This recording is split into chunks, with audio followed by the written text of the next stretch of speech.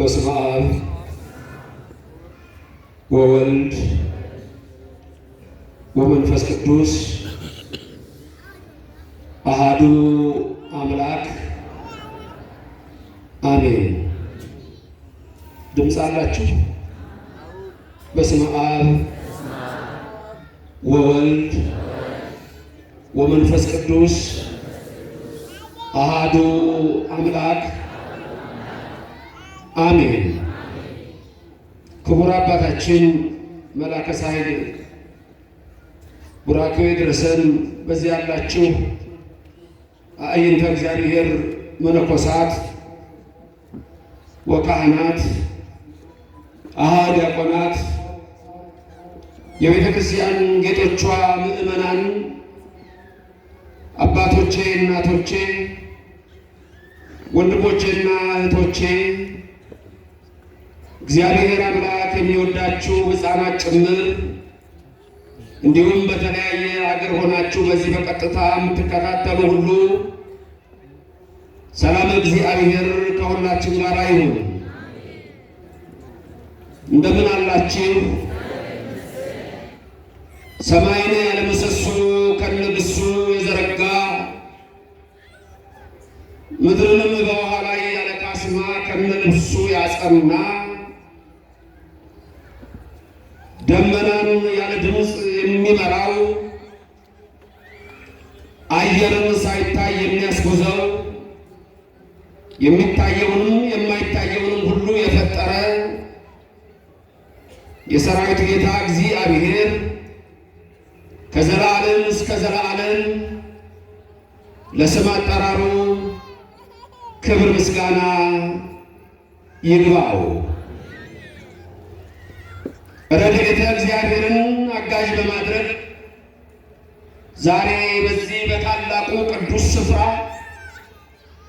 በደብረ ሳይል ቅዱስ ሚካኤል የምንማማርበት የትምህርታችን ኃይለ ቃል የሚሆነው በኦሪት ዘፍጥረት ምዕራፍ 12 ከቁጥር 1 ጀምሮ እስከ ቁጥር 3 ያለውን ኃይለ ቃል ይሆናል። ርዕሳችንም የሚሆነው እኔ ወደማሳይህ ምድር ሂድ የሚል ይሆናል። እኔ ወደማሳይህ ምድር ሂድ ወሁር ውስተ ምድር እንተ አርአየከ አነ። ቃሉ የእግዚአብሔር ነው፣ የተባለው ለአብርሃም ነው። በዚህ ትምህርት ውስጥ ምን ምን ነገሮች ይዘን እንሄዳለን? አንደኛ፣ እግዚአብሔር በየዘመናት ልጆቹን ይጠራል፣ ይባርካል፣ በረከታቸውን ለእኛ ይደርሳል።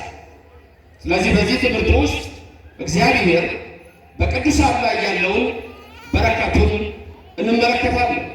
ቅድም መምህራችን እያስተማሩ የነበረውን የቅዱሳንን በረከት እንደውም በዛው ቢቀጥሉ በጣፈጠ አንደበታቸው እኔ በኋላ አንድ 10 ደቂቃ ይበቃኝ ነበር። ያው እንግዳ ስለሆንኩ አክብረው ነው እንጂ ከኔ በላይ በደንብ አድርገው ይነግሯችኋል።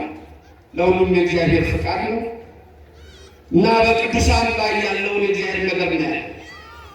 3 የኢትዮጵያ ኦርቶዶክስ ተዋሕዶ ቤተክርስቲያን መጽሐፍ ቅዱሳዊ መሆኗን እና እያንዳንዱ ስራችን በየጊዜው የምናደርገው መጽሐፍ ቅዱሳዊ መሆኑን እና 4 የኢትዮጵያ ኦርቶዶክስ ተዋሕዶ ቤተክርስቲያን ከሌሎች የምትለይበትን ትልቅ ሐሳብ እምነት እናያለን። ለሁሉም ሰው ለሰው አስታዋሽ ነው። ሰው ለሰው አሳሳቢ ነው። በልቡና የሚያሳድር በአእምሮ የሚቀርጽ የቃሉ ባለቤት ሕያው እግዚአብሔር የምትሰሙትን ሁሉ በልቡናችሁ ጽላት ይጻፍላችሁ። ለእኔም ለምናገረው ጥበቡን፣ ቃሉን፣ ማስተዋሉን የቃሉን ደጅ እንዲከፍትልኝ ሁል ጊዜ በጸሎታችሁ አስቡኝ። የድምፅ የሚሰማችሁ ሁሉ አሳብ ሕሊናችሁ በሰማያት ይኑር፣ ያላችሁበትን ስፍራ እወቁ። የጽድቅን ቃል ደስ በሚያሰኙ ጆሮዎች አድምጡ። አንድም እንኳ በዚህ ቅጽር የራሱን ወሬ የሚያወራ ሰው ከቶ አይሰማ። ምድርን ባያት ጊዜ እንድትንቀጠቀጥ ለሚያደርጋት ደሴቶችንም ለሚያቀልጠው ኃያልና ብርቱ አምላክ ከዚህ ሰዓት ጀምራችሁ ሁላችሁም ልቡናችሁን ለሠራዊት ጌታ ለእግዚአብሔር አስማርኩ። እግዚአብሔር አብርሃምን እንዲህ አለው ብሎ ይጀምራል። ኦሪት ዘፍጥረት ምዕራፍ 12 ቁጥር 1 ኦሪት ምን ዘፍጥረት። በትርጓሜያችን ላይ ኦሪት ዘልደት የምንለዋል። እርግጥ ነው በዚህ ሊቃውንቱ አሉ። ኦሪት ዘልደት የምንለው የልደትን ነገር የአበውን ነገር ስለሚዘረዝር ነው። በአብዛኛው ግን እሱ ኦሪት ዘልደት የሚለው ከሰባው ሊቃናት ሴቱ ኤጀንት የሚባል የመጽሐፍ ትርጓሜ ነው። መጀመሪያ መጽሐፍን ኦሪትን የጻፈው ሊቀ ነቢያት ሙሴ ነው። በረከቱ በሁላችሁ ይደር። ሙሴ አምስቱን ኦሪትን ከኩፋሌ ጋር አብሮ ጽፎታል። አምስቱ ኦሪት እግዚአብሔር የተናገረው፣ ኩፋሌ መልአኩ የተናገረውን አንድ ላይ ጽፏል። በሙሴ ተጻፈ። ከዛ በኋላ መጽሐፍ የተጻፈው የአሦር ንጉሥ ስልምናሶር የተባለ 10 ነገድ ማርኮ ወስዶ ከዛ በሚመለሱበት ጊዜ ሰማርያውያን ተብለው የሚጠሩ 5ቱን ኦሪት የሰማርያውያን ኦሪት ተብሎ ይጠራል። እሱን ጽፈዋል። ዘሰማሪታን ፔናቱክ ይባላል፣ ወይም ፔንታቱክ። ዘሰማሪታን ፔንታቱክ ይባላል። ፔንታ ማለት 5 ማለት ነው። ቱክ እንደ መጽሐፍ ነው። ፔንታቱክ ማለት the 5 books of Moses ማለት ነው። የሰማርያውያን የሚባለው እሱ ነው። ዛሬ በሱ ላይ ዝርዝር ብዙ አልሰጥም፣ እንዲሁ ዝም ብላችሁ እንድትሰሙት ብቻ። ኦሪት ደሳም የሳምራውያን ኦሪት። ሶስተኛ የተጻፈው ታላቁ እስክንድር የሄሌኒስቲክ ሲቪላይዜሽን የሚባለውን ካመጣ በኋላ ከሱ በኋላ 2 ጠንካራ በዳንኤል ራእይ በናቡከደነጾር ህልም የተመሰሉ እንደ 2 ብረት እግሩ ላይ ባየው ምስል የተመሰሉ በጥሊሞስና አንጢያኮስ አሉ። በጥሊሞስ በእንግሊዝኛው ፓቶሎሚ የሚባለው ንጉሥ የግሪክ ኤምፓየርን የሚመራ እሱ በነገሰ ጊዜ የብሉይ መጽሐፍትን ከዕብራይስጥ ወደ ግሪክ እንዲተረጎም አድርጓል። ይሄንን የተረጎሙ ሰዎች ቁጥራቸው 72 ስለሆነ መጽሐፉ በእነሱ ስም የሰባው ሊቃናት ተብሎ ተጠራ። እንግሊዘኛው ላይ ስታዩት ሴቱ ኤጀንት ይላል። ሴቱ ኤጀንት ማለት 7 ሰዎችን የሚያመለክት ነው። በሮማን ነምበር ደግሞ LXX የሚል ነው። አንዳንዶች ስለምትጎረጉሩ ልታገኙ ትችላላችሁ። የሰባው ሊቃናት የሰባው ሊቃናት ትርጓሜ ወደኛ አገር መጥቷል። በግሪክ ቋንቋ በጥንት ዘመን የሚገርመው መላከሳይ ይሄ ፈጣሪ ስለማያውቁ ራሱ ቮካብለሪው የለም በግሪክ። ምክንያቱም ለነሱ ለግሪኮች አምላክ አማልክት እያሉ የሚጠሯቸው ለምሳሌ አምላክ አማልክታቸው የነሱ የአማልክታቸው አምላክ የሚሉት ዚውስ ነው። ግሪክ ውስጥ የኦሊምፐስ ተራራ አለ። በኦሊምፐስ ተራራ ላይ 11ዱ እግዚአብሔሮች ተቀምጠው ዓለምን ይቃኙታል፣ ግሪክን ይመሩታል። የእነዚህ 11ዱም ንጉሠ ነገሥታቸው ወይም ደግሞ አምላክ አማልክት የሚባለው ዚውስ ነው ይላል። የሰማችሁ እንደው ብልጭ ግድ የለም። እኔ በኋላ ወደዛ ሄዳለሁ። ወደማሳይ ብትሉት አልተብልሃልና አንቺም እንዲሁ ወደሱ ይሄዳል።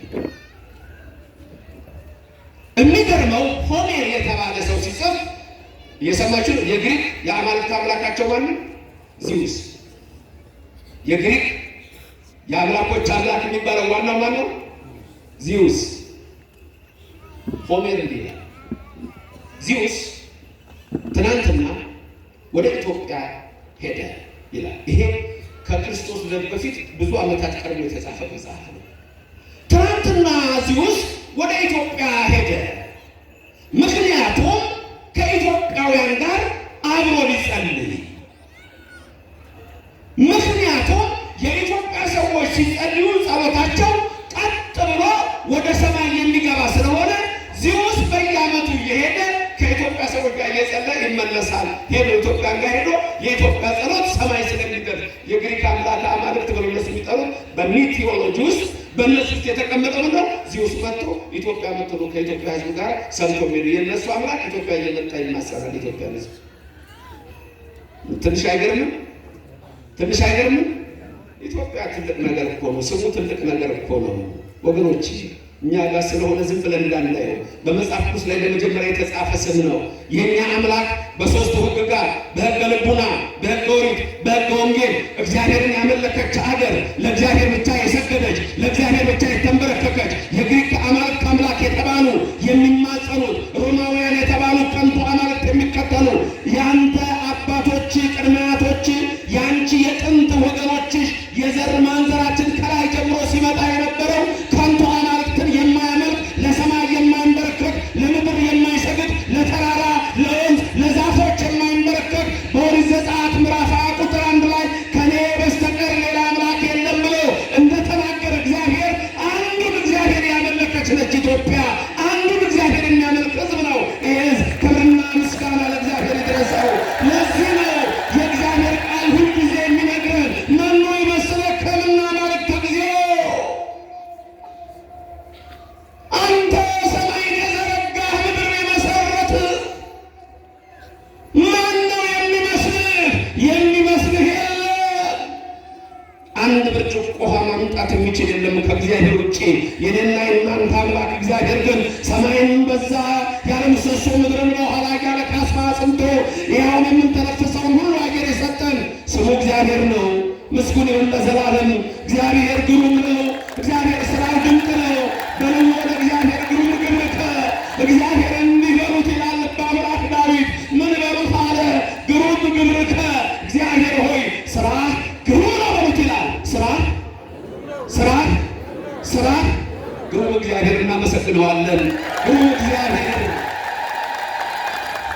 22ቱን አሌፋት ታውቋቸዋላችሁ? 22ቱን አሌፋት ስትጸልዩ ታገኟቸዋላችሁ። መዝሙር 118 ላይ ሰቆቃወ ኤርምያስ ላይ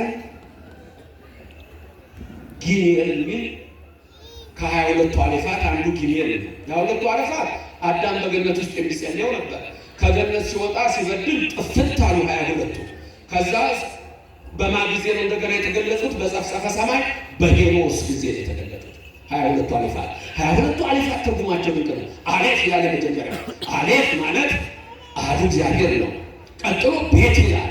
ቤት ብሂል ባዕል እግዚአብሔር ይላል። ጊሜል ላይ ስትደርሱ ጊሜል ብሂል ግሩም እግዚአብሔር ይላል። ግሩም እግዚአብሔር ምስጋና ይገባዋል። አሌፍ አሐዱ እግዚአብሔር። ስንት እግዚአብሔር? ስንት እግዚአብሔር? ስንት እግዚአብሔር? ስንት እግዚአብሔር ነው ያላችሁ? እንደ ግሪኮቹ ልታበዙ ነው እንዴ? ስንት እግዚአብሔር? ስሙ የተመሰገነ ይሁን። ኦሪት ዘፍጥረት ምዕራፍ 1 ቁጥር 1 ምንድን ነው የሚለው? ኦሪት ዘፍጥረት ምዕራፍ 1 ቁጥር 1 የመጀመሪያ መጽሐፍ ቅዱስ አረፍተ ነገር ሲጀምር ምንድን ነው የሚለው? በቀዳሚ ገብረ እግዚአብሔር ሰማየ ወምድረ ይላል በግዕዙ። በአማርኛው ደግሞ በመጀመሪያ እግዚአብሔር ምንና ምንም ፈጠረ፣ ሰማይና ምድር። በእንግሊዝኛው in the beginning God created the heavens and the earth ይላል። አንድ ሳይንቲስት አንድ እግዚአብሔርን የማያውቅ የነበር አንድ ሰው there is no God ብሎ ይጽፍና ኖን ይሰርዝና ይጽፍባትና there is a God ይላል። ይሄ ሰውዬ መጽሐፉ በዩኒቨርሲቲ ውስጥ እኮ እግዚአብሔር የለም የሚል ብዙ መጽሐፍ የጻፈ ነው እሱ ጽሑፍ። መጨረሻ ግን ምን አለ? there is no God አለና ኖን ስርዝ አደረገና ያለና there is God። በፊት እግዚአብሔር የለም ነበር የሚለው አሁን ብሎ ጻፈ እግዚአብሔር አለ አለና ጻፈ። ክብርና ምስጋና ለእግዚአብሔር ይድረሰው። ያሳምናል እግዚአብሔር። የእኛም ሰው አሁን ባለበት ቦታ እግዚአብሔርን ካመነ ታዲያ ሳይንቲስቶች ምን አሉ መሰላችሁ? እና አንቶኒ ፍሊው እነዚህ የአንቶኒ ፍሊው መጽሐፍ ነው አሁን ያልኳችሁ ካነበባችሁት። ሌሎቹ ምን አሉ መሰላችሁ? የእነሱን ንግግር ልንገራችሁ እንዳለ ከኔ ቀጥላችሁ ተናገሩ። ለፍተን ሌሎቻችሁ አትፈልጉ? ምንድን ነው ያሉት? ዘፍጥረት ምዕራፍ 1 ቁጥር 1 ላይ ደረስን። ንገሩኛ። ለፍተው ደረሱ። ዘፍጥረት ምዕራፍ 1 ቁጥር ስንት ላይ ደረሱ? ምክንያቱም ሳይንስ ማለት ስፔስ ታይም እና ማተር ነው ወይ ማተር።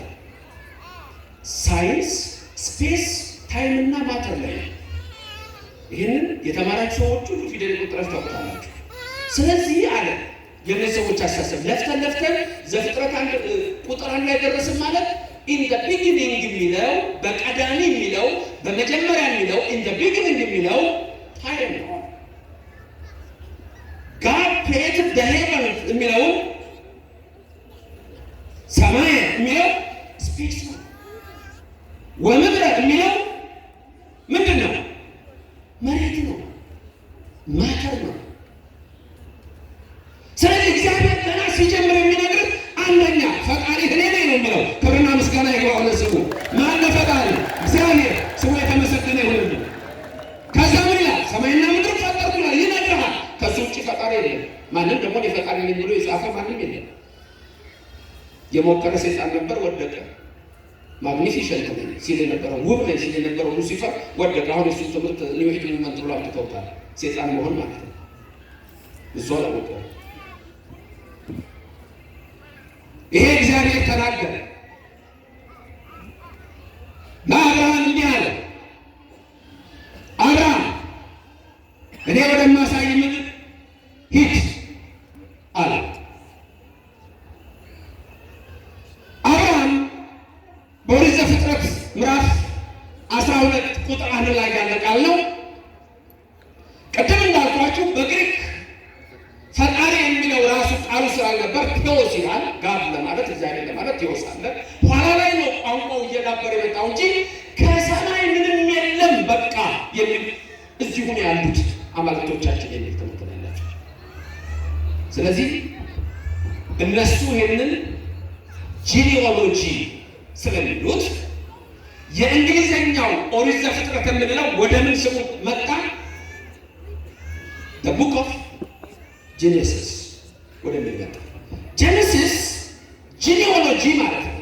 ለእኔና ለእናንተ ግን ኦሪት ዘፍጥረት የሚለው ወደ ቀጥታ እንግሊዝኛ ትርጉም ብንመልሰው the book of ጄኔሲስ ሳይሆን ወይም the book of generation ሳይሆን the book of genealogy ሳይሆን ወዴት ነው ቀጥታ የምንወስደው? the book of creation።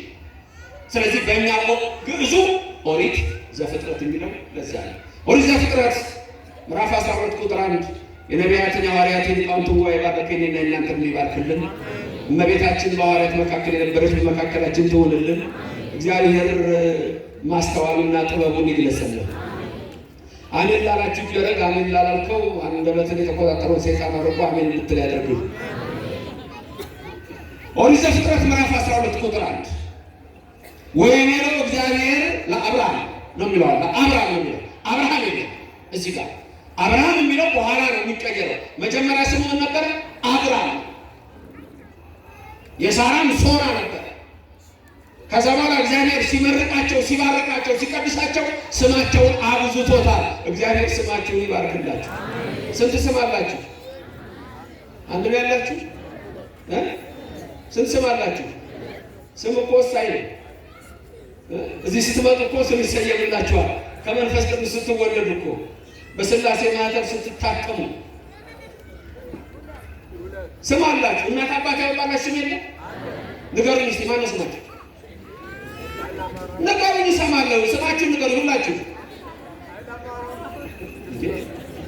መላከ ሳይል ጉትፈላ ስማቸው ነው ያለው።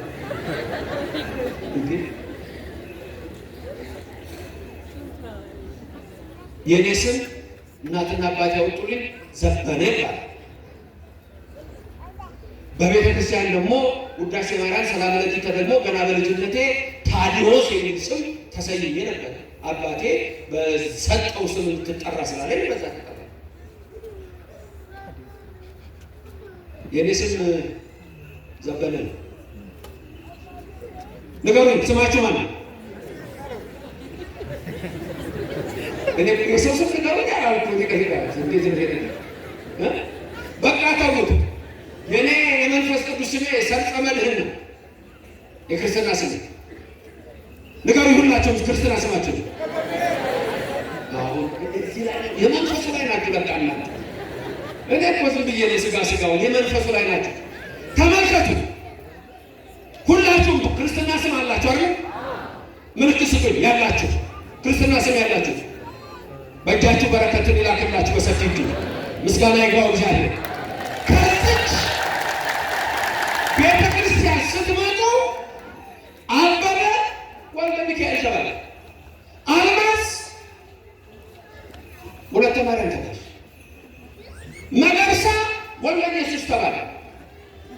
ሀጎስ ወልደ ገብረ አረጋዊ ተባለ። ስም ተሰጠ። ጫልቱም መጣ ወለተ ገብርኤል ተባለ። ማንም ሁላችሁ ስም አላችሁ። አብርሃም መጣ ወደ እግዚአብሔር። አብርሃም ማለት አባት ነው። አብርሃም ማለት የብዙሃን አባት ነው። ስም ተሰጠው። ጳውሎስ ገዳይ የነበረው የቀድሞ ስሙ ሳውል ነው። መጣ ጳውሎስ ብርሃን አለው። እግዚአብሔር ብርሃኑን ያዳነ። ጴጥሮስ አለት ተባለ። ኬፋ የስምዖን ልጅ ጴጥሮስ ስም አለ እዚህ። አንድ ግን ትልቅ ችግር ልንገራችሁ። እናንተ አሁን ስም ትሰማላችሁ ስጠይቃችሁ ሁለት እናትና አባታችሁ ይጠሯችሁ ባወጡላችሁ ይጠሯችኋል። ቤተክርስቲያን ስትመጡ በምን ስም ነው የምትጠሩት? በክርስትና ስም አይደል? እናንተ አሁን ኦርቶዶክስ ናችሁ። ሌላ ቸርች ብንሄድ ይሳል ክርስትና ስም አለ የለም? ስም የለም። እግዚአብሔር የተጠራው በአብርሃም በይስሐቅ በያዕቆብ ንገሩኝ። በአብርሃም በይስሐቅ በያዕቆብ መሆን የነበረበት ግን ምንድነው? በአብርሃም በእስማኤል በኤሳው ነበር። እስማኤል የይስሐቅ ታላቅ ነው። ኤሳው የያዕቆብ ታላቅ ነው። በእነሱ ላይ እግዚአብሔር አልተጠራም። ለምን? እስማኤል የምድረ በዳ አህያ ተባለ። አዛዥ ናዛዥ የለው፣ የሚጭነው የለ፣ እንደ ራሱ ስሜት በሰው ፍቃድ የመጣ ይለዋል፣ እንደ ሰው ስርዓት ይለዋል። ኤሳው ደግሞ ራበኝ በማለት ለሆዱ አስቦ የነፍሱን ትቶ በምስር ወጥ ብኩርናውን ሸጠ። ስለዚህ ወጣ። ከዚች ቤተክርስቲያን የሚወጡ ሰዎች ስም የላቸውም። የመንፈስ ቅዱስ ስም የላቸውም። በእግዚአብሔር የተሰየመ ስም የላቸውም። የሚጸለይላቸው ስም። እኛ ግን ስንሞትም እንኳን ነፍስ ይማር የሚባለው በዚህ ስማችን ነው። ዮሐንስ ወንጌል ምዕራፍ 10 ላይ ራሱ ጌታ በልብ መታሰቡ በቃል መነገሩ ከፍ ከፍ ይበልና እንዲህ ብሎ ተናገረ። እኔ በጎቼን አውቃቸዋለሁ፣ በጎቼን ምንን ያውቁኛል፣ በየስማቸው ጠራቸዋለሁ፣ እነሱም ይከተሉኛል። በስም ያውቃል፣ በስምሽ ያውቅሻል፣ ሁላችሁም ደግሞ ምን ይሉኛል ያለው ይከተሉኛል። ክብርና ምስጋና ለሥላሴ ይሁን። እንከተለዋለን በምስቱ እንከተለዋለን። አብርሃም ልጆች አለባችሁ ድሮስ። ስለዚህ አብርሃምን እግዚአብሔር ጠራው፣ ና ተከተለኝ አለው። አብርሃም የተባለውን ኋላ ላይ አብርሃም ይለዋል። ከዛ ምን ሆነ? ሙሴ ይጽፍልናል፣ እግዚአብሔር ይናገራል፣ አብርሃም ይሰማል። እኛም እንድንሰማ መንፈስ ቅዱስ ይደርግ። ሳሙኤል ነቢይ በቤተ መቅደሱ በል እግዚአብሔር እስመ አነ ገብርከ እሰማዕከ፣ ጌታ ሆይ ተናገር በል እኔ ባሪያህ እሰማሃለሁ ብሏልና እኛ ባሪያዎቹ እንሰማለን። እግዚአብሔር ይናገር። ማይናገር ማይስማ ዛሬ ማይናገር ማይስማ እኛ አይደለም። እግዚአብሔር የተመሰገነ ነው። በልባችሁ ጻፈላችሁ፣ በአይምሯችሁ ቀረጸላችሁ። አሜን። እግዚአብሔር አብርሃምን ጠራው። ወይቤሎ እግዚአብሔር አብርሃምን እንዲህ አለው፣ ጻ እምድርከ ወእማዝማዲከ ወእምቤተ አቡከ አለ። ተመልከቱ ከየት እንደሚለየው እንዲከተለው እሱ አብርሃም አንደኛ ከምድር ካለህበት፣ ሁለት ከዘመዶች፣ ሶስት ከአባት ቤተሰቦች ተለየ። ባጭሩ ይሄ እዚህ ጋር እንዲቀመጥ እንጂ አብርሃምን እግዚአብሔር ከጣዖት ተለየ፣ ከጣዖት አምልኮ፣ ከከንቱ ነገር ተለየ። በዛ ሰዓት አብርሃም በአባቱ ቤት ሆኖ ጣዖት ይሸጥ እንደነበረ ታሪኩን ታውቃላችሁ። እርግጥ አባቱ ታራም አያምርበትም እንጂ ጣዖቱን እንዲሸጥ ይልከው ነበር። ከዛ በኋላ ምን አለው አብርሃም? ጣዖቱ አንድ ቀን ተሸክሞ ገበያ ሄደ። መጀመሪያ ሲሄድ ደከመው። ብዙ ቀን ያደረገው ነው አብርሃም። ጣዖቱን ተሸክሞ ገበያ ሊሸጥ ሄደ። ከዛ በኋላ ምን አለው? ርቦኛል አላኝ አለው። ምንም እንጨት ነው፣ መልስ የለም። እሺ ጠምቶኛል አጠጣኝ፣ መልስ የለም። እሺ ደክሞኛል መከራ ደግሞ አንተ ተሸከመኝ፣ መልስ የለም። ልበ አምላክ ዳዊት ምን አለ? ዓይን አላቸው፣ አፍ አላቸው፣ እጅ አላቸው፣ እግር አላቸው፣ ኤርምያስ 10 ላይ ይተክሉታል፣ አይነቃነቅም አለ። የጣዖት አምልኮ ነገር ሁሉ ከንቱ። በኋላ አብርሃም ገበያ ሄደና ቢራቡ የማያበላ ቢጠሙ የማያጠጣ አምላክ አለላችሁ ብዙ አለ። ሰዎች ሳቁበት። የልጅ አይምሮን ነካረገው እንዴ እያለ ማን ሊገዛው ይችላል? የታራ ልጅ ዛሬ ምን ሆነ አለ። አንዳንዶቹ የሚያውቁ ባለ ዕዳ ያቀለለውን አሁን የባለቤት አይቀበሉ ነው የሚባል ነገር አለ። ተረቱ ላይ ትክክል ከተናገረ በኋላ አብርሃም ምን አደረገ? በድንጋይና በድንጋይ መካከል አደረገና ምን አደረገ? ሰበረው።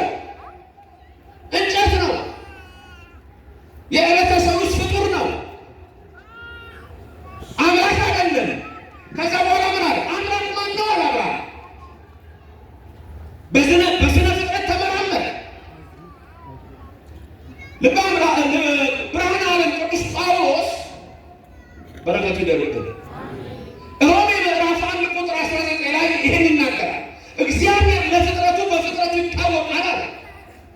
ይሄን ቃል ላስላችሁ። እግዚአብሔር ለፍጥረቱ በፍጥረቱ ይታወቃል። ለማ ለፍጥረቱ ለማ ለፍጥረቱ በምን ይታወቃል? በፍጥረቱ። ሰማይን አይቶ እግዚአብሔርን ማወቅ ይቻላል። ምድርን አይቶ እግዚአብሔርን ማወቅ ይቻላል። አዋፍን አይቶ እግዚአብሔርን ማወቅ ይቻላል። አሁን ግን ዘመኑ ወዴት እየሄደ ነው? ወደ ክፉ አስተሳሰብ ስለሄደ ቅድም መምህር ሲናገሩ እንደሰማችሁ ኒው ኤጅ ሙቭመንት የሚለው እሳቤ ከዛፍ ጋር፣ ከሰማይ ዩኒቨርስ ጋር፣ ከምድር ጋር፣ ከወንዝ ጋር፣ ከድንጋይ ጋር እግዚአብሔርን ትተህ እሱን ተከተል፣ መጨረሻ ዩኒቨርስን ታገኛለህ። ዩኒቨርስ ማለት ደግሞ ጂኒ የተባለው ሰይጣን ነው ብሎ የጻፉት መጽሐፋቸው። ብዙ ግን ይናል እዚህ መጥተው እናነቃቃለን ወይም የሚሉት የኛው ወገኖቻችን ይሄን ነገር ያወቁት አይመስለኝም። አብርሃም ፀሐይ ነች አምላክ አለ፣ ደመና ከለላት። ውሃ ነው አለ፣ በቦይ ይነዳል። ነፋስ ነው አለ፣ ግድግዳ ሸፈነ። ከዛ ምን አለ? አምላክ ከፀሐይ ተናበበ። ፀሐይን የፈጠርክ ሰማይን የዘረጋ ምድርን የመሰረተ አንተ እግዚአብሔር ራስህ ተናገረኝ ጥራኝ አለው። ከዛ ነው ወይም እግዚአብሔር ለአብርሃም የሚለው ቃሉ የሚጀምረው እዚህ ጋር ነው። እግዚአብሔር አብርሃምን እንዲህ አለው። ምን አለው? ጻ እምድርከ ወእምአዝማሪከ ተሰበጥ፣ ተለይ፣ ውጣ፣ ወደማሳይ ምድር ሂድ፣ እኔ ራሴ አሳይሃለሁ። ወሁር ውስተ ምድር እንተ አርአየከ አነ፣ እኔ ወደማሳይ ምድር ሂድ። የትምህርታችን ርዕስ እዚህ ላይ ነው። እኔ ወደማሳይ ምድር ሂድ። አብርሃም የጠራውን አመነ፣ ወጣ፣ ሄደ። ከዛ በኋላ አብርሃም በመውጣቱ የተሰጠው ጸጋ ዛሬ በኦርቶዶክስ ቤተክርስቲያን ውስጥ ያለን ሰዎች ትልቁ መመሪያችን ነው። ይህ ምንድን ነው? እግዚአብሔር ወደማሳይ ምድር ውጣ ብሎት ወደ ከነዓን ሲወስደው እንደገና እግዚአብሔር አብርሃምን ባረከው። ምን አደረገው? እግዚአብሔር መጀመሪያ ታላቅ ሕዝብ አደርግሃለሁ አለ። ወእሬሰየከ ሕዝበ አብየ ወእባርከከ፣ ታላቅ ሕዝብ አደርግሃለሁ፣ እባርክሃለሁ። እግዚአብሔር ታላቅ ሕዝብ ያደርጋችሁ፣ ይባርካችሁ። ተመልከቱ። አብርሃም ምን አለው? ታላቅ ሕዝብ አደርግሃለሁ፣ እባርክሃለሁ አለ። የአብርሃም ዘሮች በሁለት ምሳሌ ተመስለዋል አለ። ዘርን እንደ ምድር አሸዋ አበዛዋለሁ አለ። ከዛስ እንደምን ነበር ያለው? እንደ ሰማይ ከዋክብትና እንደምን አቤት የመጀመሪያ እንደ ሰማይ ሁለት እንደ ምድር አሸዋ ሲጠይቀው ይሄን ሲያደርገው ደግሞ የሚገርም እኮ ነው። አብርሃም ቀና ባለ በዘፍጥረት ነው። ይሄ ኮስሞሎጂካል ፕሩፍ አርጊመንት ይባላል። ይሄ ኤግዚስተንስ ኦፍ ጋድ እግዚአብሔር አለ የለም የሚሉ ሰዎች አሉ። እግዚአብሔር ቢኖር የለም እግዚአብሔር የሚሉ ሰዎች አሉ። እግዚአብሔር የለም የሚሉ ሰዎች ከሚረቱበት አንዱ ነገር ምንድነው? ኮስሞሎጂካል ፕሩፍ አርጊመንት ይባላል። ምን ማለት ነው? ጳውሎስ ቅድም ያለው እግዚአብሔር ለፍጥረቱ በፍጥረቱ ይታወቃል፣ በፈጠረው ፍጥረት እግዚአብሔር እንዳለ ይታወቃል። አንድ ሰውዬ ነበር የሚከተለው ራሱ ነው። እነዚህ ራሳቸውን የሚያምኑ ሰዎች ኤቲስት ይባላል። እምነታቸው ኤቲዝም ይባላል። እግዚአብሔር የለም ባዮች ናቸው፣ ግን ራሳቸውን አምላክ ያደርጋሉ። ይሄ ሰው ግን ፍጥረት ያደንቃል። ምነግራቸው ጆግ ነው ነገራቸው ቀላል ነው። በቃ ሰማይ ሲያይ ያደንቃል፣ ከዋክብት ይላል። ወንዝ ሲያይ ያደንቃል፣ ጅረቱን፣ ሸንተረሩን፣ ምኑን ያደንቃል። የሚታየውን ነገሮች ሁሉ ያደንቃል። ፈጣሪን ግን አያደንቅም። ተመልከቱ፣ ይሄ ነው ትልቁ ችግር። አሁን በተለይ በውጭው ዓለም እየመጣ ያለው እኛም ሀገር ሳያውቁት የሚከተሉት ይሄ ሎ ኦፍ አትራክሽን የሚባለው እሳቤው የሚያገናኘው ከእግዚአብሔር ጋር አለ፣ ከፍጥረት ጋር ነው። መጨረሻ ወዴት ይወስደዋል? ሉሲፈሪዝም እና ሴቴኒዝም የሚባሉ እምነቶች አሉ። ስፒሪቹዋሊዝም የሚባል ከርኩሳን መናፍስት ጋር መነጋገር የሚባል ስሙ መንፈሳዊ ይባላል። ይሄ ሰውዬ እንደዚህ አይነት ውጤት አንድ ቀን ማታ ወደ አንድ ጫካ ውስጥ ገባ። ጫካ ውስጥ ገብቶ በቃ ያደንቃል፣ ዛፉን ያደንቃል፣ የአዕዋፍ ድምፅ ያደንቃል። እዛው መሸበት ምሽቱን ፀሐይ ውስጥ ገባ ያደንቃል። የሰራውን እግዚአብሔር እንትን ያደንቃል። አንዳንድ ሰዎች እንጂ ናቸው። እኛ ግን ሁሌ የምንለው ምንድን ነው? ግሩም ሆኜ ተፈጥሬያለሁና አመሰግናለሁ። እንደ ዳዊት ነው። ልበ አምላክ ዳዊት እንዳለ እስቲ ተናገሩት። ግሩም ሆኜ ተፈጥሬያለሁና አመሰግናለሁ። ምስጋና ገንዘቡ ነው፣ እልልታ ገንዘቡ ነው። ሰው የተመሰገነ ነው። አንድ ሰው መንግስተ ሰማያት የሚገባው እግዚአብሔርን ሲያምን ብቻ አለቅ። ሃይማኖት ሁለት መልካም ስራ ሲሰራ ሃይማኖትና ምግባር ሁለቱ ከሌሉ ከንቱ። የሰውየው ነገር ልጨርስላችሁ። መሸበት አንበሳ መጣ። ከፊቱ አንበሳ ሲመጣ አቤት እያደነቀ ነው። ምን አይነት ነው? ጎፈሬ ይላል፣ እንደው ይላል። እግዚአብሔር ፈጠረው ግን አይ አንበሳው እየቀረበ ሲመጣ ሰውየው መፍራት ጀመረ። ለምን ሰው ይፈራ? ሰው ለምን ይፈራል? ለምን ይፈራል? ሰው ለምን ትፈራለህ? ከየት መጣ ፍርሃት? የት ጋር ነው ፍርሃት የሚሰማችሁ? ግን የት ጋር ነው የሚሰማችሁ? ሳይንስ የተማራችሁ ዓለም ትምህርት የተማራችሁ ፍርሃት ምንድን ነው? ሳይንስ የሚያምነው ፕሩፍና ሪዝን ነው። ወይ በኪሎግራም ወይ በኪሎ ሜትር ይለካል። ፍርሃትን በምን ይለካዋል? ሳይንስ። ፍቅርን በምን ይለካዋል? ሳይንስ። ውበትን በምን ይለካዋል? ሳይንስ የሚወድቀው እዚህ ላይ አያችሁ። ሁሉም በፕሩፍና በሪዝን አደርገዋለሁ ማለት አይችልም ሳይንስ። ለዚህ ነው ሳይንስ የሚቆመው። ግን ለማንኛውም ፍርሃት የት ጋር ነው የሚሰማችሁ? እዚህ ሶስት ነገር ልንገራችሁ። ከኔ ቀጥላችሁ ድገሟቸው። ፍርሃት፣ ድንጋጤ፣ ረዓድ። የት ይሰማችኋል? ፍርሃት፣ ድንጋጤና ረዓድ። የት ጋር ነው ፍርሃት የሚሰማችሁ? ድንጋጤ መደንገጥ ማለት ነው። ስትደነግጡ የቱ ጋር ነው ድንጋጤ የሚሰማችሁ? ልብ ላይ ነው ድንጋጤ። ጥሩ። ፍርሃት የት ጋር ይሆን ነው? የት ጋር ይሆን ነው ፍርሃት? ምን ላይ ነው የምትፈራው? እንደው ተኝተህ አንዳንድ የሚሰማ ስሜት ፍርሃት የቱ ጋር ነው? ልብን ለሌላ ሰጣችሁት። ፍርሃት ልብ ላይ ነው። ድንጋጤ አይምሮ ናላ ላይ ነው፣ ጭንቅላት ላይ ነው። ረዓድ ደግሞ ይሄ የመንቀጥቀጥ ስለሆነ በጣም ሰው ሲፈራ የሚጀምረው ከእግሩ ነው። የረዓድ ቦታ ደግሞ ጉልበት ነው። በእኛ ተቀምጧል እኮ እያንዳንዱ ነገር ተቀምጧል። ሰውየው ፈራ። ለማንኛውም ዛፍ ያደንቃል፣ የዛፍ ፈጣሪ ያደንቃል። ሰማይ ያደንቃል፣ የሰማይን ፈጣሪ ያደንቃል። ምድር ያደንቃል፣ የምድርን ፈጣሪ ያደንቃል። አራዊት ያደንቃል፣ የአራዊትን ፈጣሪ ያደንቃል። ሰውንም አይቶ ያደንቃል፣ የሰውን ፈጣሪ አያውቀውም። እኛ እናውቀዋለን። ስሙ እግዚአብሔር ነው። ስሙ ለዘላለም የተመሰገነ ነው። እግዚአብሔር ነው የኛ አምላክ፣ የኛ ፈጣሪ፣ ሁሉን ያደረገ። ምክንያቱም አንድ ብርጭቆ ውሃ አምጥቶ ያሳየኝ ማንም የለም። ፈጣሪ አንድ ብርጭቆ ቀላል፣ አንድ ብርጭቆ ትንሽ ነው የምትመስላት። አንድ ስኒ ውሃ የፈጠረ ማንም የለም። ምን ይመስለክ ከመና ማለት ይዞ የኔና የእናንተን አምላክ የሚመስለው ማንም የለም። ስሙ የተመሰገነ ይሁን። ከምስጋና ይሁን እና የዚህ ሰውዬ መጨረሻውን ልንገራችሁ። አንበሳው መጣ፣ በግራ እጁ አነቀና በቀኝ እጁ ሊያደቀው ሲል እግዚአብሔር ሆይ ሰው ጠርቶት የማያውቀው እግዚአብሔር ሆይ ሲል አንበሳው ፍሪዝ አደረገ። ፍሪዝ እንዲህ ያለው ቀጥ አለ እንደ ሐውልት። ከዛ እግዚአብሔር መጣና ሲጨንቅ ጠራኸኝ አይደል አለ። ሲጨንቅ ጠራኸኝ ዝም ያቷናም ሰው መልስ አይደለም ዝም አለ። እሺ አሁንስ ክርስቲያን ትሆናለህ ታምነኛለህ ወይስ አታምነኝም አለ። አሁን ሰውየው በራሱ አይደለም የሚያምነው ሁሉን ነገር።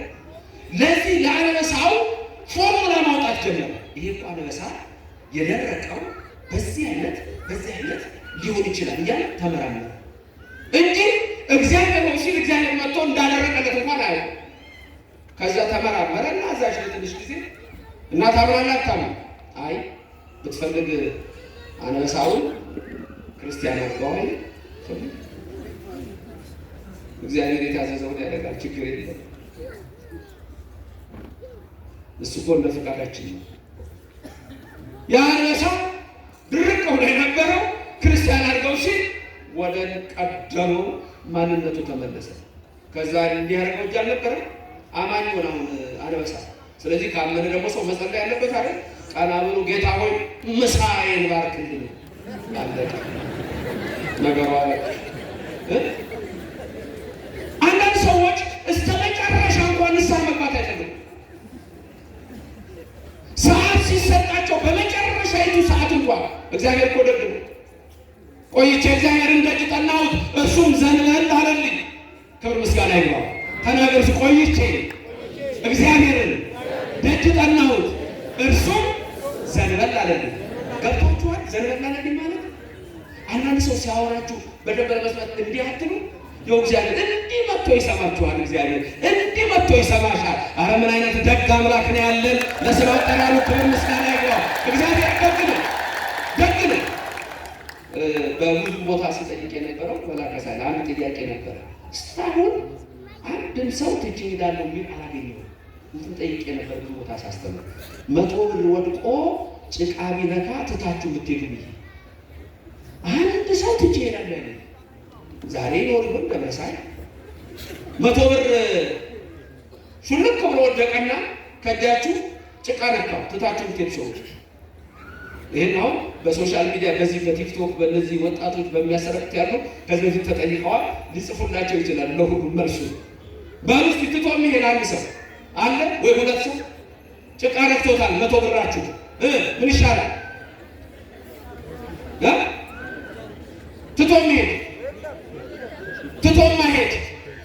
ትቶ መሄድ እሺ ጭቃውን ምን ልታረጉት ነው? ጭቃ ነክቶታል 100 ብሩ እንዲህ ትንሽ ነካ ቦታ ምን ታረጉታላችሁ? ጥርቅ ከዛስ ወደ ኪስ ነው። ለምን ምናችሁ ነው? ገንዘባችሁ ነው። በቃ ጥሩ እንግዲያው ቀጥሎ እንናገር። ዘፍጥረት ምዕራፍ 1 ቁጥር 26 ወይ እግዚአብሔር እንዲህ አለ። ምን አለ እግዚአብሔር? እኔና እናንተ አብራ ንግበር ሰብአ በአርአያነ ወበአምሳሊነ አለ። ምን አለ እግዚአብሔር? ሰውን በመልካችን እንደ ምሳሌያችን እንፍጠር አለ። በማን መልክና በማን ምሳሌ ነው የተፈጠራችሁት? ማን የፈጠራችሁ? እናንተ የማን ገንዘብ ናችሁ? አይደላችሁ? የማን ገንዘብ ናችሁ? አንተ 100 ብር ጭቃ ጥርቅ አድርገህ ኪስ ከተት። ምክንያቱም ገንዘብ ነው። አንቺን ከተሽ ምክንያቱም ምንሽ ነው? እናንተ የእግዚአብሔር ገንዘብ ናችሁ። ገብቷችኋል ነገሩ? እናንተ የማን ገንዘብ ናችሁ? ከዛ እንደ ዳዊት መጸለይ ነዋ። ልበ ንጹሐ ፍጥር ሊተ እግዚኦ መንፈሰ ርቱዐ አድኅ ውስተ ከርሥየ። ንጹሕ ልብ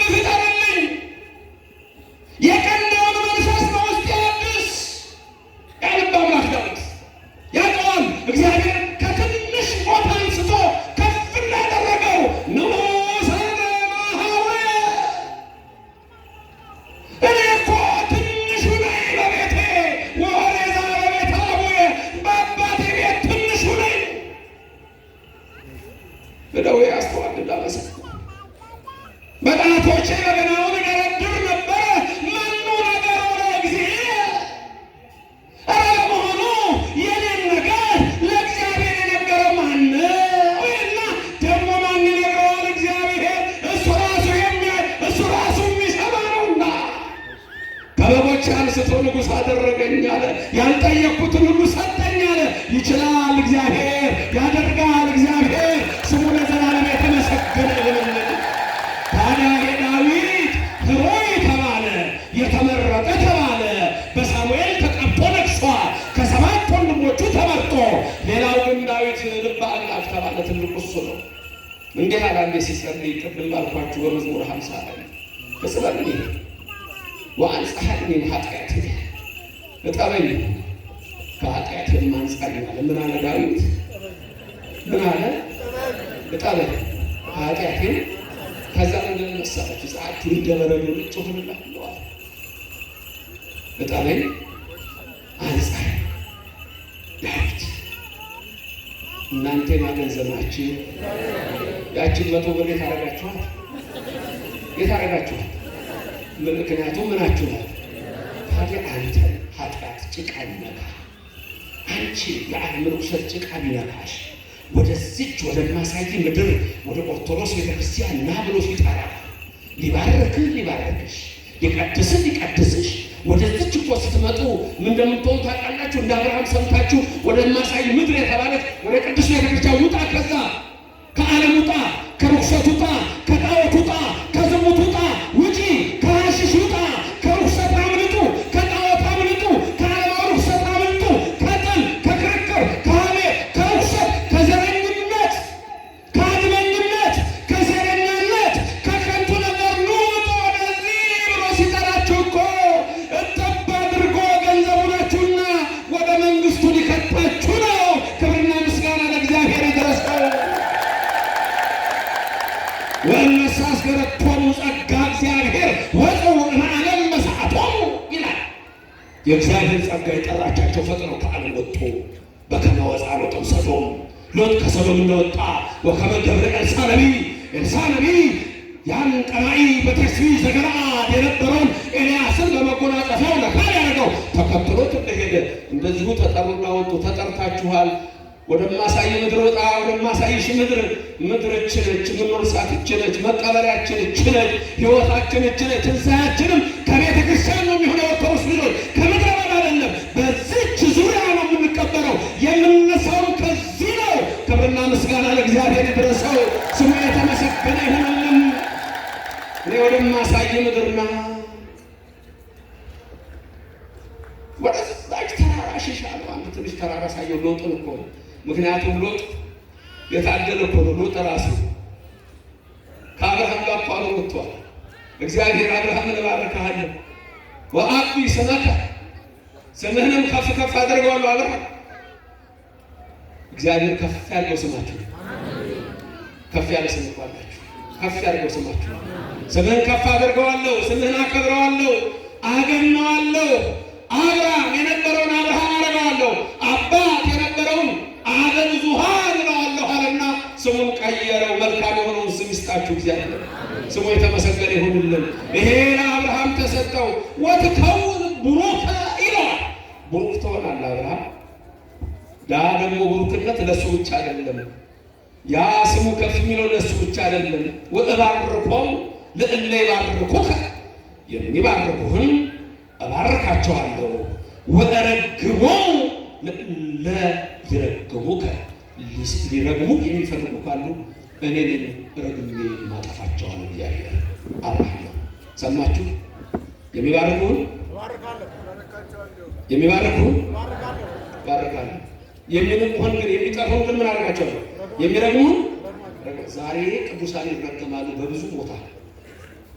ማቴዎስ 10 አይታችሁታል። ሐዋርያቱ እንዳላቸው በየምኩራቦቻቸው ይገርፏቸዋል፣ ያሳድዷቸዋል። ዛሬ ምኩራብ በተባሉ ቸርች ተብለው በተሰየሙ ገብረ መንፈስ ቅዱስ ይሰደባል፣ ተክለ ሃይማኖት ይሰደባል፣ ቅዱሳን ይሰደባል። መምህራን እንኳን ትሰደባለች። ራሱን ባለቤቱን ኢየሱስ ክርስቶስን እኮ ይሰድቡታል። ስለዚህ እግዚአብሔር ምን አለ? የሚባርኩህን የሚመርቁህን የሚረግሙህን እረግማለሁ። ምን ነው ፈራችሁ?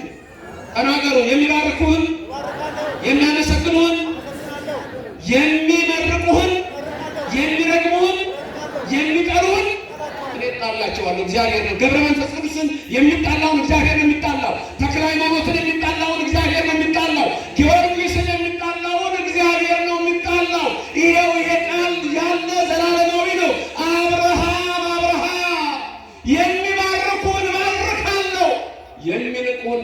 እግዚአብሔር ልቃቸዋለሁ። ከዚህ በላይ ቃል ኪዳን የለም። ክብርና ምስጋና ለእግዚአብሔር ይድረሰው። ስሙ የተመሰገነ ይሁን። አያችሁ ቅድም ያልኳችሁ ሲጀምር እኛ መጽሐፍ ቅዱስ አለ። ዛሬ አቡነ ገብረ መንፈስ ቅዱስ ብለን ስንጠራ እግዚአብሔር ለገብረ መንፈስ ቅዱስ የሰጠውን ቃል ኪዳን አውቀን ነው። የሚባርኩን አቤት የሚረግሙን። ታዲያ ከዚህ ውጭ ምን ቃል ትፈልጋላችሁ? ኦርቶዶክሳዊ ስምን ከፍ አድርገዋል። የቅዱሳን ስም ከፍ የሚያደርግ ማን ነው? እግዚአብሔር ነው። የመረጣቸው ማን ነው? እግዚአብሔር ነው የመረጣቸው። እኛን መረጣቸው። የምርጫዬ ምልክት ንብ ነው። የምርጫዬ ምልክት ጭራ ነው። ዝም አባርራለሁ እያለ ከመረጠ የለም። እንደ ፖለቲካ መሪዎች አይደለም የሚባል አለ። ፖለቲካ መሪዎች ከፈለጉ ወንዝ የለም እኛ አካባቢ ተባለ ወንዙን ማመጣው ነው ብሎ ይመረጣል። ፖለቲካ ምን ችግር አለበት? ፖለቲከኞች እኮ ፖለቲክ ማለት በነገራችን ላይ ተባለ ፖለቲክ ዲሽለስታው ፖለቲክ ውሸት የሚቀላቅል ነው። የእንግሊዝኛው ዲፊኒሽን እንደዛ ማለት ነው። ስለዚህ መጥቶ ነው ፖለቲካ ፖለቲካ ነው። ሌኒን ሌኒን ነው። ማርክስ ማርክስ ነው። ኤንግልስ ኤንግልስ ነው። ማኦ ማኦ ነው። በደርግ ጊዜ እኮ እሱ ነው የመጣ ወደኛ። ወደ መንፈስ ቅዱስ ነበሩ በየቦታው የሚሰቀሉት ማርክስ ኤንግልስ እና ሌኒን ሆኑ። የውይይት ክበቦች ስብሰባ እሁድ እሁድ ጠዋት ሆነ ሰው እንዳያስቀድስ። በጣም እኮ የሚገርም ነው። ሰው እግዚአብሔር ረሳ። ሰው እግዚአብሔር ረሳ። አንዱ የታመመ ሊጠይቁ ድሮ ያን ገና እዚህ ሳስተምርም ነገራቸዋለችን አስታውሳለሁ።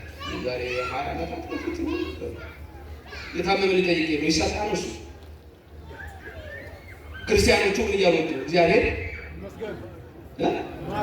የታመመ ሰው ሆነ ያጣባት የታመመ ሰው ጠይቀህ ስትወጣ ምን እንደምትለው እግዚአብሔር ይማር። እሱ ምን ይላል? እግዚአብሔር እንደሚላል አቀንቀ ማታ ማታ ተደፍቶ ሊሰጥ ይችላል። ከዛ ምን ይበላል? ሁሉም እግዚአብሔር ይማራል። እሱ ምን ይላል? ወንድሜ ለመዳን ሞክር፣ ለመዳን ሞክር። በራስ መዳን አለ እንዴ? ይሄት ሙቭመንት ነው። ይሄ ነው የጎፍ አትራክሽን ይላል። ራሴን በራሴ ፈወስኩ፣ ራሴን በራሴ አዳንኩ። እንደዚህ አይነት በሽታ ነበረብኝ። ይሄን የጀመረው ፊንሃስ ኩምቢ ይባላል። ጠንቋይ ነው። የኒውኤጅ ሙቭመንት መስራች ፊንሃስ ኩምቢ። የኒውኤጅ ሙቭመንት ይሄ አመቃቂ ተብሎ አሁን እዚህ ሀገር የሚያራምዱት የጎፍ አትራክሽን አንዱ መስራች ፊንሃስ ኩምቢ ይባላል። ምን ያለ ጠንቋይ ከፊት ሰዓት ሰሪ ነበር። የሳምባ በሽታ ያዘኝ አለና ራሴን አዳንኩት አለ። ከዛ በኋላ ሰው ራሱን በራሱ ማዳን ይችላል። እዚህ አይ ያለ የሚባል ነገር የለም። ራሱ ለመዳን ሞክር አሁን ይባላል። ምን ብያቸው ነበር ቅድም? እያንዳንዱ ነገራችን ምን ነው ብያቸው ነው? እግዚአብሔራዊ ነው። ለዚህ ሁለት የፊሎሶፊካል ኮንሰፕቶች በየብዙ ቦታዎች ስለምናገር አሁን እንሰማቸው እንፈልጋቸዋለን። ሁለት ናቸው የሚለዩ እኛና ምዕራቡ ነው ወይም ኦርቶዶክስን ከሌላው ዓለም የሚለዩ ሁለት ኮንሰፕቶች አሉ። ፊሎሶፊካል ናቸው። ቃሎቹን ልንገራችሁና በአማርኛ ልንገራችኋለሁ። መጀመሪያ በግሪክ ቀጥሎ በእንግሊዝኛ ቀጥሎ በአማርኛ ልንገራችሁ። በግሪኩ ያለው እሳቤ አንትሮፖስ ማለት ሰው ማለት ነው። አንትሮፖሴንትሪሲዝም ማለት ማን ሴንተር ማለት ነው። መሰረቱ የተመሰረተው በሰው ላይ ነው ማለት ነው። ሁለተኛው አስተሳሰብ ቴዎሴንትሪሲዝም ይባላል። ቴዎሴንትሪሲዝም የሚባለው ኮንሰፕት ቴዎሴንትሪክ ማለት ጋድ ሴንተር ማለት ነው። ሰው ላይ ሳይሆን ማን ላይ የተመሰረተ ነው? እግዚአብሔር ላይ። ይሄ በፍልስፍናው እይታ ነው። አሁን ይሄ ምን ማለት እንደሆነ እንገራችሁ። ምን ማለት እንደሆነ እንገራችሁ። እንዴት ዋላችሁ? እንዴት አመሻችሁ? ነገ ጠዋት ያገኛችሁ እንዴት አደራችሁ ስላችሁ መልሳችሁ ምንድን ነው? ጉድ ሞርኒንግ። መልሱ ምንድን ነው? በፈረንጅኛ ጉድ ሞርኒንግ እሱ ማለት ዳፍተር ነው። ጉድ ኢቭኒንግ፣ ጉድ ኢቭኒንግ። ጥሩ ጠዋት፣ ጥሩ ከሰዓት፣ ጥሩ ቀን፣ ጥሩ ማታ። እዛ ውስጥ የእግዚአብሔር ስም የለም። ምን ላይ ነው መሰረቱ? ሰው ላይ። አንተ ጋር ብቻ ወደ ላይ ልዩነታችን። የሆነ ሰው ስጦታ ሰጥቶ የእናንተ መልስ ምንድን ነው? ስጦታ ሲሰጣችሁ እግዚአብሔር ይስጥልኝ አለ። እግዚአብሔር ይስጥ፣ እግዚአብሔር ይስጥሽ። ወንድ ብቻ ነው የሚሰጠው። እግዚአብሔር ይስጥ፣ እግዚአብሔር ይስጥሽ፣ እግዚአብሔር ይስጥልኝ አለ። ምን ቃል እግዚአብሔር ይስጥልኝ አለ። እንደሱ ነው የምትሉት። በእንግሊዝኛው ሳንድ ሰው ሰጥቷችሁ ምን ነው የምትሉት? እግዚአብሔር ይስጥልኝ ነው የምትሉት። ቴንክ ዩ አይደል? ቴንክ ዩ ዩ ምክንያቱም አንትሮፖሴንትሪክ ነው። የምዕራቡ ዓለም ከእግዚአብሔር የሸሸበት ምክንያት ሰው ላይ የተመሰረተው። እኔና እናንተ ግን የተመሰረተው በእግዚአብሔር ቅዱስ መጽሐፍ በአባቶቻችን ትምህርት ላይ ነው። ማን ይመስገን? ማን ያሳደረን? ማን ያዋለን? ማን ያስነሸን? ማን ነው እችን አሁን አየር የምንተነፍሳትን የሰጠን? እሱ ያልተመሰገነ ታዲያ ማን ይመሰገን ነው? ክብርና ምስጋና ለእግዚአብሔር ይድረሰው። አያችሁ፣ መሰረታችሁ ማን ነው? እግዚአብሔር። ህይወታችሁ፣ ባህላችሁ ምንድን ነው? መጽሐፍ ቅዱስ። መጽሐፍ ቅዱስ ይሄ ነው። ለዚህ ነው ኦርቶዶክስ ተዋሕዶ ቤተክርስቲያን ትልቅ መሰረታዊ ነው። ለቅዱሳን የምንሰጠው ክብር ራሱ ከመጽሐፍ ቅዱስ የተወሰነ ነው። ይሄ ሌላ ቦታ የለም። አሁን ኒው ኤጅ ሙቭመንት የሚባል ቅድም መምህሩ ሲናገሩ ሰምታችኋል። አዲስ የጻፍኩት መጽሐፍ እዛ ብትሄዱ ኒው ኤጅ ሙቭመንት ሄዳችሁ እንዴት ዋላችሁ ብትባሉ መልሳችሁ ነው እግዚአብሔር ይመስገን። ኒው ኤጅ ሙቭመንት ውስጥ እንደሱ የለም። እንዴት ናችሁ ብትለው ድንቅ ነኝ ነው የሚለው። እግዚአብሔር አይጠላም። አንድ ሰሞን አንድ ሰላምታ መጥቶ በዚህ ሰላምታ ላይ አስተምረን ሰው ሲያገኛችሁ ሰላም ነው የሚለው አሁንም የቀረ አይመስለኝም። ሰላም ነው፣ አማን ነው፣ የእናንተ ነፍስ ምን ሊሆን አሉት። አይ ተይ ወዴት ነው? እውነቱን እንነጋገር እንጂ ሰላም ነው መልሱ ምንድን ነው? አማን ነው እንደሱ አይደለም እንዴ? ታዲያስ የማቀረ የማስም ቀረ? ቀስ እያልክ እየወጣ ነው ያለው።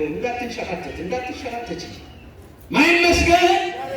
እንዴት ዋላችሁ? እንደምን አደራችሁ? እንዴት አመሻችሁ? ማን ይመስገን። መሰረታችን እሱ ነው። እሱን ያኖረን። ክብርና ምስጋና ለእግዚአብሔር ይድረሰው። ወደዚች ምድር ማለት ወደዚች አስተሳሰብ፣ ወደ ኦርቶዶክስ አስተሳሰብ፣ ወደ መጽሐፍ ቅዱስ አስተሳሰብ መምጣት ማለት ነው። ሎጥ ከሰዶም ሲወጣ ትንሽ ተራራ ነበረችና ወደዛ የተራራ ላምጠው ሂድ፣ ወደ ተራራው ሽሽ አሉትና ሚካኤልና ገብርኤል ነበሩ። ቅዱስ ሚካኤል ጋርዳችሁ፣ ቅዱስ ገብርኤል ጋሻገናችሁ። ሎጥን እጁን ይዘው ቆላውጥ እንዲደቀኛል እኮ የሎጥን ታሪክ ታውቃላችሁ። ሲወጣ ከሰዶም እሱ እዚህ መሀል ላይ አድርገውት ሎጥን ሚካኤል በዚህ ገብርኤል በዚህ ይዞት እንደገና ደግሞ ልጆቹ ይዘው አወጧቸው። ወደዛ ተራራ ትንሽ ተራራ ነች፣ ትንሽ ምድር እኮ እመቤታችን ናት። እናንተ የሰሉስ በዕለተ ሰሉስ እኮ የምትመሰለው እመቤታችን የውዳሴ ማርያም ትርጉሞችን ትሰማላችሁ። በገዘታ አንቺቱ ገራዊት ውዳሴ ማርያም ላይ የምታዩት እኮ በዕለተ ሰሉስ እኮ እግዚአብሔር ዓለምን ሲፈጥር በሶስተኛው ቀን ምን አለ? ምድር ሳይዘሩባት እህል ታበቅላለች። አበቀለች። ምድር ሳይዘሩባት ያቺ ምድር እመቤታችንን ትመስላለች። እመቤታችን ያለ ወንድ ዘር አምላክን ያውም አምላክን ያለ ወንድ ዘር ጸንሳ ወለደች። በዛች ምድር ትመሰላለች ብላ ይሄን ሁሉ እያመጣ ነው። ክብርና ምስጋና ለእግዚአብሔር ይድረሰው። እና ወደማሳይ ምድር ውጣ። ለጊዜው ከነዓን ነው። በሚስጥሩ ቤተክርስቲያን ነው። በሚስጥሩ እመቤታችን ነው። መጨረሻም ደግሞ ሰማያዊት ኢየሩሳሌም ገነት መንግስተ ሰማያት ያችን ገነት መንግስተ ሰማያት ለመውረስ ነው የምንመጣው። ወደዚህ ምድር ስንመጣ ገና ቅዳሴ ሲጀምሩ ምን እያለ ነው የሚመጣው? ሁሉ ዘገብረ ለጽድቅ ጻድቅ ውእቱ ነው የሚላችሁ እኮ። ጻድቅ የሆነ ወደዚህ ይምጣ። ስትመጡ ደግሞ በግልጽ ስለሆነ ነው እንጂ ምን እያሉ ነው የሚመጡት? ካህናቱ ዲያቆናቱ እናንተ ማብራችሁ ብትሉት እይበ ፈላሲ ዘገባ ሀለ እግዚአብሔር ወደ እግዚአብሔር የገባ እወጣለሁ አይበል። ጠርቷችኋልና ከዚች አትወጡም። ፈላሲ ነኝ አትበሉ። መጥታችኋል። ትኩራን ምንት ውስጥ ቤተ እግዚአብሔር ናችሁ። በዚህ ትተከላላችሁ፣ በዚህ ትኖራላችሁ። ያን የእግዚአብሔር መንግስቱን ያወርሳችሁ ዘንድ የታመነ ነው። ክብርና ምስጋና ለእግዚአብሔር ይድረሰው። አብርሃም ና ወደማሳይ ምድር ውጣ አለው። ለጊዜው ከነዓን ነው። አባቶችህን ልጆችህን እንዲያወርሳቸዋለሁ አለው። ከዛ በኋላ ከ400 ዓመት በኋላ እንደገና በአራተኛው ጄኔሬሽን በአራተኛው ትውልድ ከግብፅ አውጥቶ እንደገና ከነዓን ከተታቸው። በ9 መቅሰፍት፣ በ10ኛ ሞት፣ በ11ኛ ስጥበት እግዚአብሔር እስራኤልን ከግብፅ አወጣ። የእነ ራሔልን እንባ ሰማ። የራሔልን ለቅሶ አደመጠ እግዚአብሔር። ያቺ ምስኪን ራሔል በግብፅ ሀገር የነበረች እግዚአብሔር እንባ ነው የሚያወርደው፣ እንባ ነው የሚያወርደው። እንባ ስጠኝ ትልቅ ጸሎት ነው። እንደ ጴጥሮስ ያለ እንባ፣ የተቀበልከውን እንባ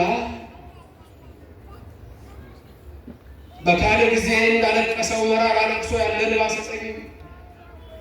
ወንድማቸው እስከሚነሳ ድረስ እንዳለቀሱት እንደ ማረታና እንደ ማርያ ያለ እንባ ስጠኝ። እንባ እግዚአብሔር ይቀበላል። ራሔል ያቺ በግብፅ የነበረች ራሔል ባሏ ስምዖን ይባላል። መከራ ጸንቶባቸው ራሔል በባሏ ፈንታ ጭቃ እንድታቦካ ተብላ ምስኪን ራሔል መንታ ልጆች ጸንሳ የመውለጃዋ ጊዜ ደርሶ ጭቃ ትረግጥ ነበረ። ምጥ መጣ። ጭቃ እየረገጠች መንታ ልጆች ልትወልድ የደረሰች ምስኪን ሴት ያ የግብፅ ወታደር የፈርዖን ወታደር ጅራፉን ይዞ ቆሟል። እባክህ ምጥ መጥቶብኛል፣ እባክህ መንታ ልጆች አሉ በማህፀኔ፣ የመውለጃ ቀን ዛሬ ነው፣ እባክህ ልውጣ፣ ህመም እየተሰማኝ ነው አለች። ያ የፈርዖን ወታደር ብትወልጃቸውም መዛው ትረጫቸዋለሽ፣ የባሪያ ደም ጡቡን ያጠብቀዋል እንጂ አያበላውም ማለት። ክፎች አሉ እኮ ለሰው የማይራሩ፣ ለአሮጊት የማይራሩ፣ ለሽማግሌ የማይራሩ፣ ለሕፃናት የማይራሩ አሉ። ውጡ! ከዛ ነው ትምህርቱ። ውጡ! ከገዳይ ትውልድ ውጡ! ከጣዖት አምልኮ ውጡ! ሌላ ነገር የለውም። አብርሃም የጠራው ለዛ ነው። ራሔል በዛ ጭቃ ውስጥ ሆና ሁለቱ ልጆቿ ወዲያውኑ እነሆ ከሆኗ ውልቅ ውልቅ ብለው ወደቁ። ትንሽ ብቻ ድምፅ አሰሙ በጭቃ ውስጥ፣ ሁለቱም ሕይወታቸው አለፈ። ራሔል አለቀሰች። አሁን መከራ በዛባት፣ ስቃዩ ጸናባት። መከራ ሲበዛ፣ ጭንቀት ሲበዛ፣ ኑሮ ሲወደድ፣ ሕይወት ሲቆመጥጥ ሲቀር እግዚአብሔር አለ እንላለን። አለ ነገሩ። ራሔል ወደ ላይ ቀና አለች፣ እንባዋንም ወደ ሰማይ ረጨች። ያለኑ በዚህ ሰማይ አምላከ እስራኤል አዶናይ አለ እግዚአብሔር። የኔን እንባ የሚያይ የልጆቼን ደም የሚያይ እግዚአብሔር አዶናይ የኤልሻዳይ አለ አለች። አለ የአብርሃም አምላክ፣ አለ የይስሐቅ አምላክ፣ አለ የያዕቆብ አምላክ አለች። ድምፅ በራማ ተሰማ አለ ነቢዩ ኤርምያስ። ቅዱስ ማቴዎስም እሱን አምጥቶታል ለቤተልሔም። በተለይ ራሔል፣ ሌላ ራሔል አለች። ያቺ የያዕቆብ ሚስት ራሔል መንታ ልጆች ስትወልድ አይደለ ራማ የሞተችው? ከእሷ ጋር ታሪኩ ይገናኛል፣ ስማቸው ይገናኛል። ራማ ስንደርስ አለ ያዕቆብ የምወዳት ባለቤቴ ራሔል ሞተችብኝ ይላል። የሚወዱትን ሰው ሞት ማጣት ሐዘኑ ከባድ ነው። ራሔል በዛ ሞተችብኝ፣ በራማም ቀበርኳት ይላል። አሁን ከ400 ዓመት በኋላ ነው የዚችኛዋ ራሔል። ከዛ ከ1500 በኋላ ነው ሄሮድስ 144,000 ሕፃናትን ሲገድል አንዳንድ እናቶች ልጆቻቸውን ይዘው እየሮጡ ወደ ራሔል መቃብር ገብተው ሊሸሸጉ ሲገቡ የሄሮድስ ወታደሮች ገብተው በዛ አንገታቸውን በሰይፍ እየቀሉ ገደሏቸው። ድምፅ በራማ ተሰማ። ራማ የነ ቅዱስ ሚካኤል አገር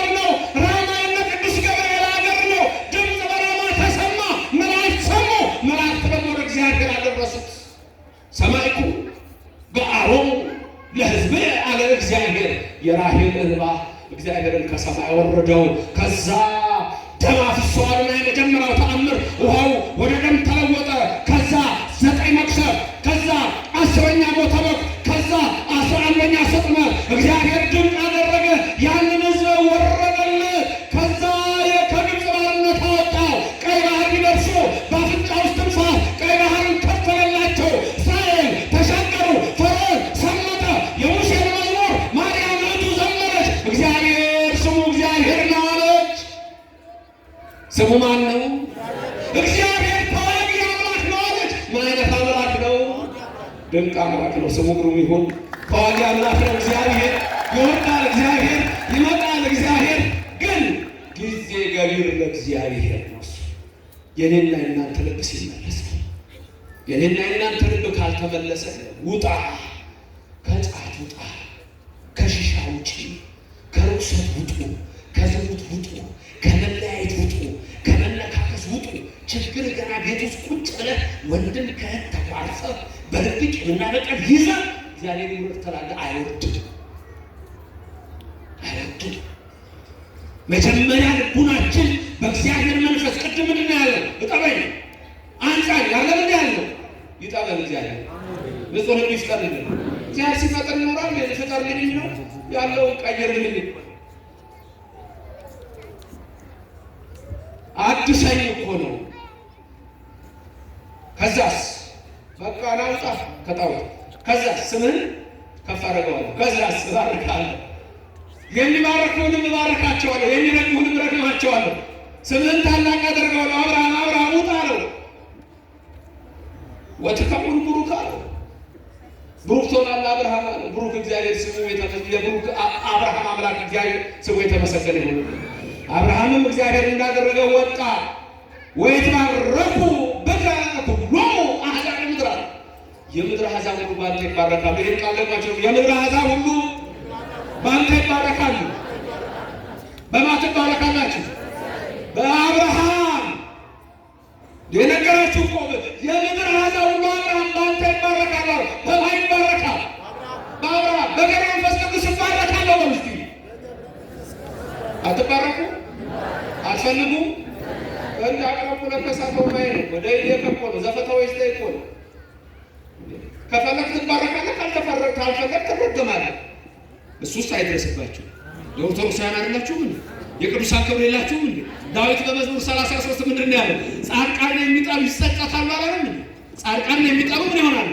ይጸጸታሉ። ኦርቶዶክስ አትጸጸትም። እግዚአብሔር ያከበረውን አብርሃም ታከብራለህ። እግዚአብሔር ያከበረውን ገብረ መንፈስ ቅዱስ ታከብራለህ። እግዚአብሔር ያከበረውን ነቢያት ሁሉ ታከብራላችሁ። ነቢያቱ ሁሉ ያከበራቸው፣ ሰማዕታቱን ያከበራቸው።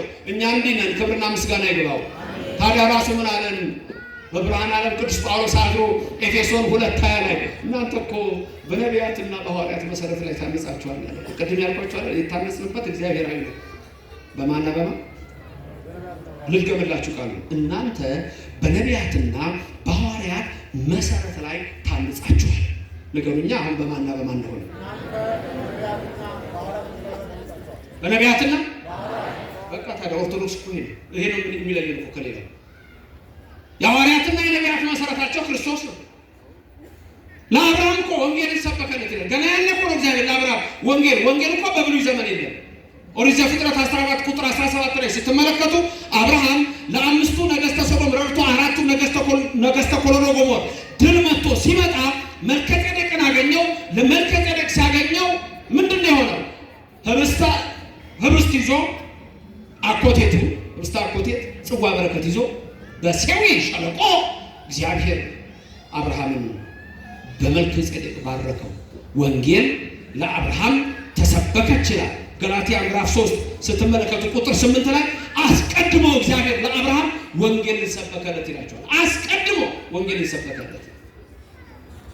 ድንቅ እኮ በዘር አሕዛብ ሁሉ ይባረካሉ እኮ ነው። ዘፍጥረት 27-29 ያ ቃል እየጨመረ ነው የመጣው። አሕዛብ ሁሉ ይባረካሉ፣ ለወንድሞቹ ጌታው ይባርክ እያለ ቡራኬው ሲቀጥል ታውታላችሁ። ዘፍጥረት 22 ቁጥር 18 ላይ የምድር አሕዛብ ሁሉም በዘር ይባረካሉ፣ ቃሌን ሰምተሃልና እያለ ይጨምርለታል። ዘፍጥረት 26 ቁጥር 4 ዘር እንደ ሰማይ ከዋክብት አበዛለሁ እንዲሁም እንደ ምድር አሸዋ አበዛለሁ አለው እግዚአብሔር። የሰማይ ከዋክብት የይስሐቅ ዘሮች፣ የምድር አሸዋ የእስማኤል ዘሮች ናቸው። ሰማችሁኝ ያልኩት? ዘር እንደምን አበዛዋለሁ? እንደ ሰማይ ከዋክብት የይስሐቅ ልጆች ከዋክብት ናቸው አይደል? እንደ ወደ ባህር ወሰደና አሸዋውን ቁጠር አለው። ይሄ ለአንተ ብቻ ነው ለኔ አይቻልም። ዘር እንደዚህ አሸዋ አበዛዋለሁ። አሸዋ የሆኑት ደግሞ የማን ልጆች ናቸው? የእስራኤል ልጆች። አሸዋ ያበራል፣ አሸዋ ያበራል፣ ያበራል። ክቡር ነው ይለዋል እኮ እዛ ራእይ 12 ቁጥር 17 ላይ በሄዶ በባህር አሸዋ ላይ ቆመ ይላል እኮ ዲያብሎስ። ሴቲቱን አሳደዳት ይላል እኮ። እመቤታችንን ሲያሳድድ፣ ቤተክርስቲያንን ሲያሳድድ በምድር አሸዋ ላይ ሄዶ ቆመ። አሸዋ ክቡር ነው፣ ውሃ ዳር ነው፣ ግን አይዋሃደውም ውሃ። መጽሐፍ ቅዱስ ይዘዋል የለም? መጽሐፍ ቅዱስ ይዘዋል የለም? የለም። እኔ ብዙ ጊዜ መጽሐፍ ቅዱስ የሚሸከሙ ሰዎችን ከዚህ በፊት ነግሬያቸዋለሁ። የጎንደሩን ንጉሥ ሁሌላ ንጉሥ ፋሲለደስ መሰለኝ ዝሆን ሊያድን ነበር ጫካ ውስጥ። እውነተኛ ታሪክ ነው። ጫካ ውስጥ ገባና ባለሟሎቹ እኮ አሉት፣ ንጉሡ እኮ ነው። አንድ ውርዝብ ነገር ወጣት ዝሆን ተከተለ። እየተከተለ እሱን ሲያድን ከጋሻ ጃግሬዎቹ ከአጃቢዎቹ ተለያየና ቁጭ ንጉሡ ወዲህ ቢል ወዲህ የቤተ መንግስቱ መንገድ ጠፋ። ይገርማል እኮ። ይሄንን በተለይ ያነበብኩት አዲስ አበባ ዩኒቨርሲቲ ያሳተመው የቀድሞ ስሙ ነገሮ የሚባል አንድ የወለጋ ሰው በክርስትና ስሙ ነው መጽሐፉ ላይ ያየሁት። እሱ የጻፈው በዛ ዘመን በአፄ ቴዎድሮስ ዘመን የተጻፈ መሰለኝ።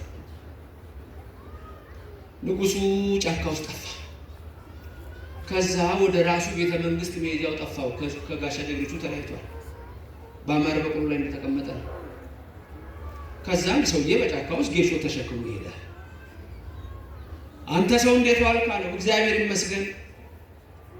የጎንደርን የቤተ መንግስቱን መንገድ ታውቀዋለህ? አሳምሬ እና እባክህ እስኪ ያሳየኝ። ጌሾ የለማትቼ እከፍልሃለሁ። ከከፈልከኝ ታዲያ ምን ጨነቀኝ?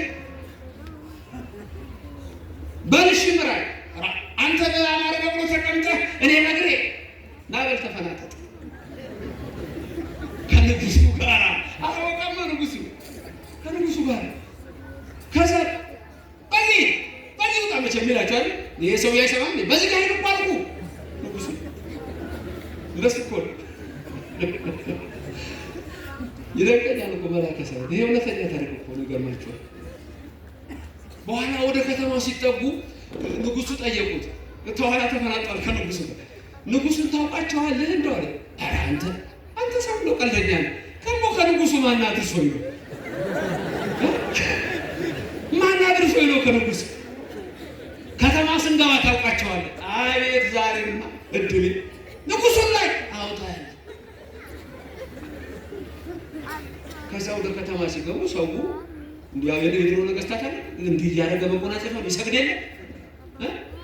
ሰው ግራ ገብቶታል። መጀመሪያ ንጉሱ ማንን ያፈነጠጡት? አንድ ገበሬ ያለቀው ግራ ይገባችሁ። ምንድን ነው ዛሬ ያል ብቻ ይሰግዳል አይቀርም። ከዛ ሰው ሲሰግ አንተ አሉት። አቤት አሁን ንጉሱን አወቃቸው? የታሉ ሰው የሚያደርገውን አታውቅም እንዴ? አታይም እንደ ሰውማ እየሰገደ ነው። ታዲያ የሚሰግደው ለማን ነው? ለእኛ እኮ ለእኔ እኮ ነው ለእኛ ነው እኮ የሚሰግደው። አይታየም አሉ። ለእኛ ነው እንዲ እና አሁን ንጉሱን አወቃቸዋል። እንግዲያውማ ወይ ከአንተ ወይ ከእኔ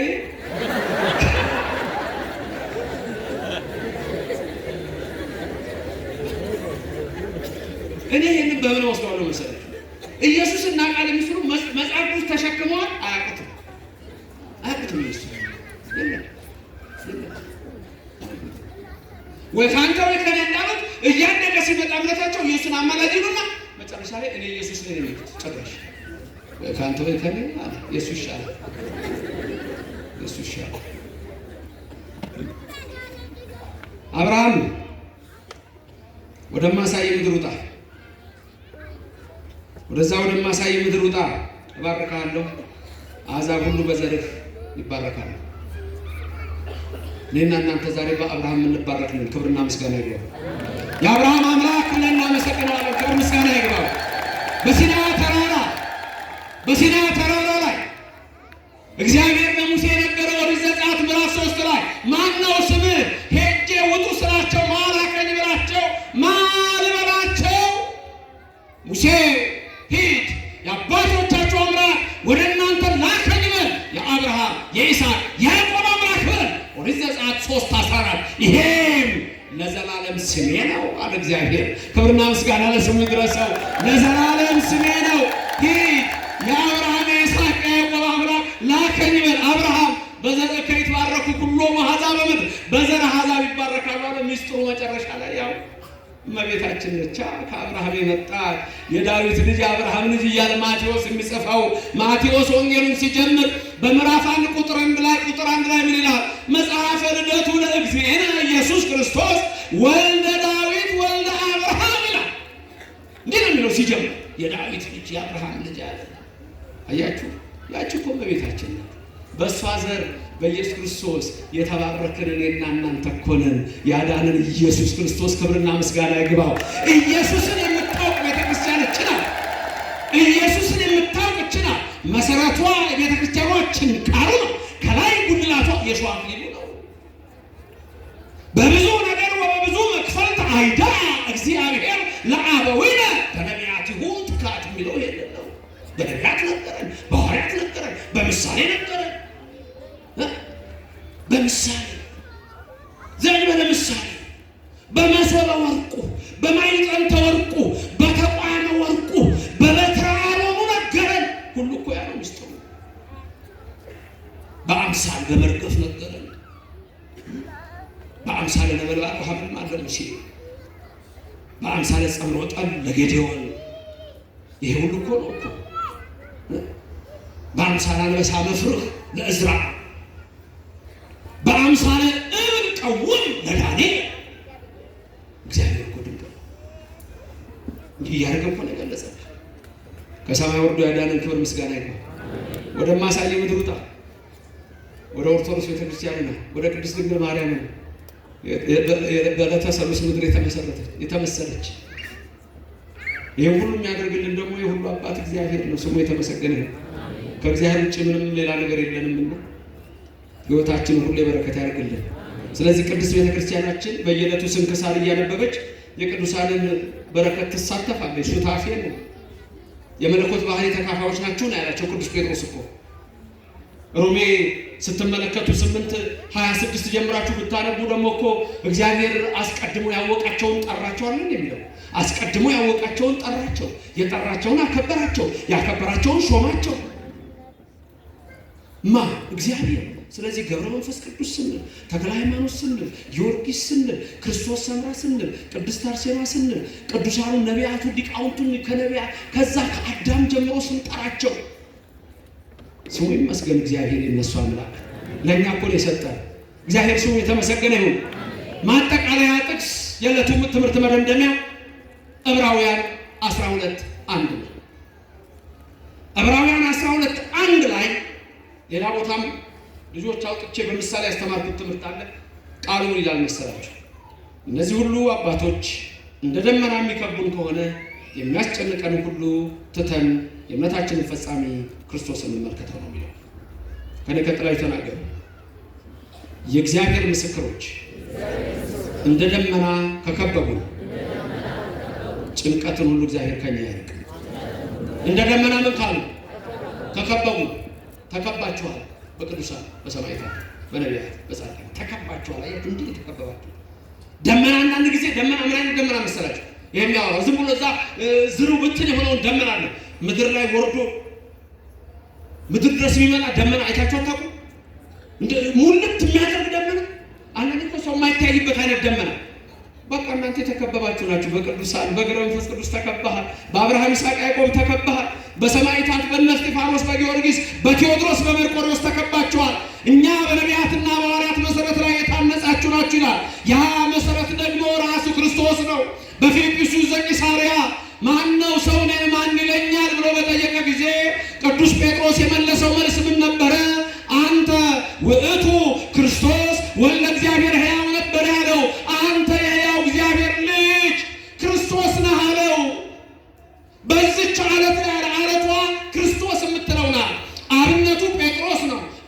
ሰም ነው። ወርቁ ኢየሱስ ነው። ጴጥሮስ ሰም ነው። በጴጥሮስ ላይ የተመሰረተ አብነት ነው።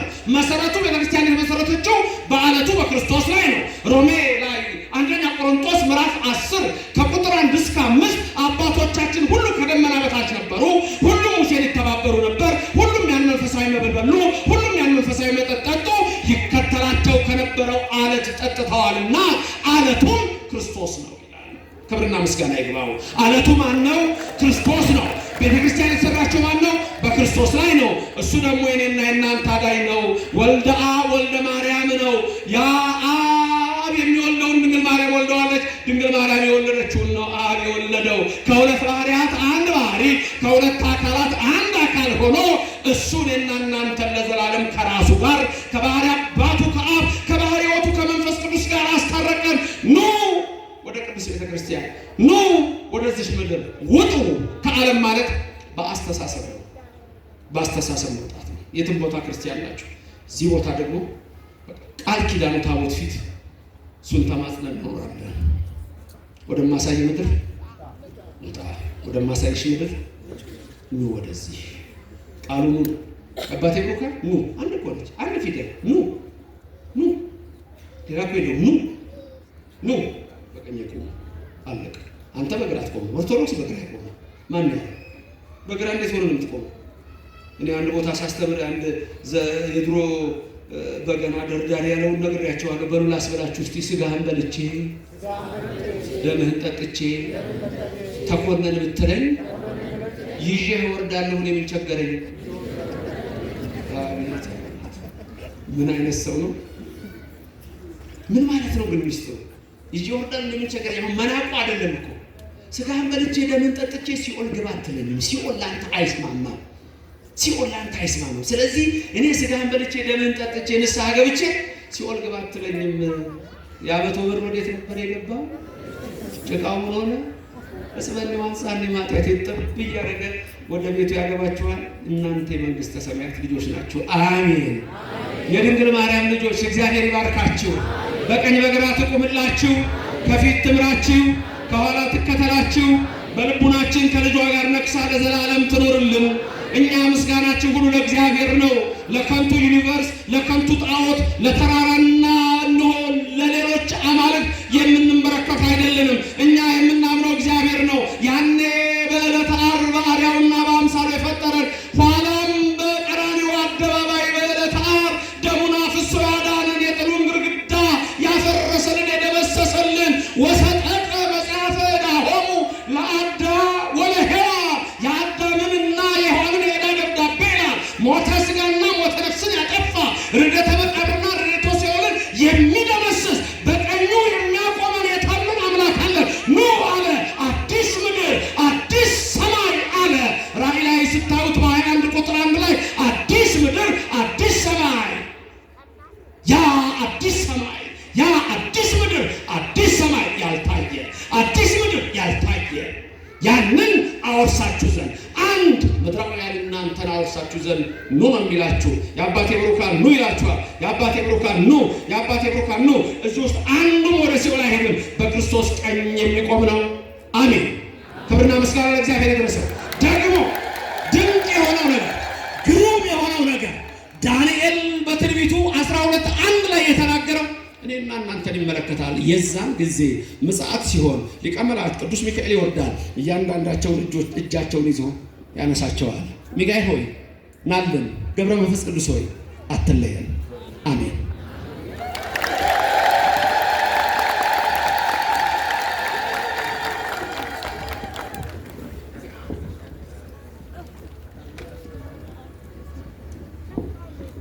ክቡር ሊቀ መምህራን ቀሲስ ፕሮፌሰር ዘበነ ለማ የዋሽንግተንና አካባቢው ሀገረ ስብከት ዋና ስራ አስኪያጅ፣ የቨርጂኒያ ደብረ ሳሌም መድኃኔዓለም ቤተ ክርስቲያን ዋና አስተዳዳሪ፣ እንደዚሁም በተለያዩ ዩኒቨርሲቲዎች አስተማሪና በመላው ዓለም ሰባኪ ወንጌል ቃለ ሕይወት ያሰማልን፣ ቃለ ሕይወት ያሰማልን።